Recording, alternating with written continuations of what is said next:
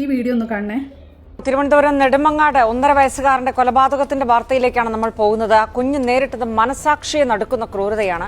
ഇത് കൂളായിട്ടാണ് അതാ പോലീസ് സ്റ്റേഷനിൽ നിന്ന് ആ കാമുകനുമായിട്ട് പുറത്തേക്ക് ഇറങ്ങുന്നത്.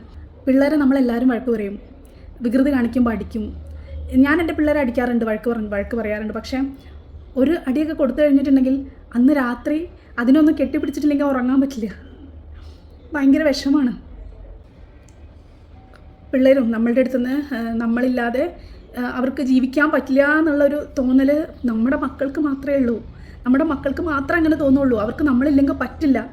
അവർ നമ്മളെ ഒരു സൂപ്പർ ഹീറോ ആയിട്ടൊക്കെയാണ് കാണുന്നത്. അവർക്ക് വേണ്ടുന്ന എല്ലാം ചെയ്തു കൊടുക്കുന്ന, അവരെ സംരക്ഷിക്കുന്ന, മറ്റുള്ളവർ വഴക്ക് പറയുമ്പോൾ മറ്റുള്ളവർ ഉപദ്രവിക്കുമ്പോൾ അവരെ പ്രൊട്ടക്റ്റ് ചെയ്യുന്ന. ഞാൻ ഒരു വീഡിയോ കൊടുക്കേ, അതൊന്ന് കണ്ടു നോക്കൂ.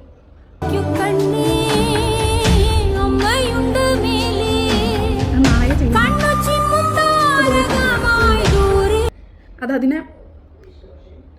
അതിനെ പിടിച്ച് അതിനെ നക്കി തുടച്ചുകൊണ്ടിരിക്കുക. അതിപ്പോൾ എഴുന്നേക്കുമെന്ന് വിചാരിച്ചിട്ട്. അത്ര പോലും മനുഷ്യത്തില്ലാണ്ടായിപ്പോയല്ലോ ചില സ്ത്രീകൾക്ക് എന്നാണ് ഞാൻ ആലോചിക്കുന്നത്. എന്തുകൊണ്ടാണ് ഇങ്ങനെ? അവരെ അമ്മ സ്നേഹിച്ച് വളർത്തിയത് അവർക്ക് ഓർമ്മയില്ലഞ്ഞിട്ടാണോ? അവർ രണ്ടുപേരും ഇതുപോലെ 2 അമ്മമാർ നോക്കി വളർത്തിയിട്ടുള്ളതല്ലേ ആ ചെകുത്താൻ പിടിച്ച 2 പിശാചുക്കളെ.